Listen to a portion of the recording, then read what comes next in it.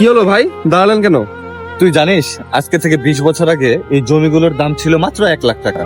তখন যদি আমার আব্বা এই জমিগুলো কিনে রাখতে পারতো। তো ভাই আপনি কিনে ফেলেন। 15,000 টাকা বেতন পাই, আবার সংসারের দায়িত্ব, আমি কিভাবে এই কোটি টাকার সম্পত্তি কিনবো?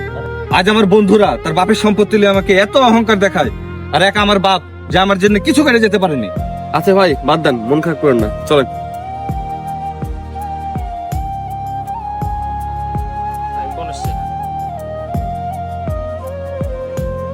হ্যাঁ স্যার, জমি রেডি আছে, বিকালে এসে জমি দেখতে পারেন স্যার। সাহেব কিরে কি হয়েছে বল? সাহেব, এই জমির দাম কত? এই জমির দাম পুরা লাখ টাকা। লাখ টাকা? কিনতে পারবি তুই? না সাহেব, আমি তো এমনি জিজ্ঞেস করছিলাম।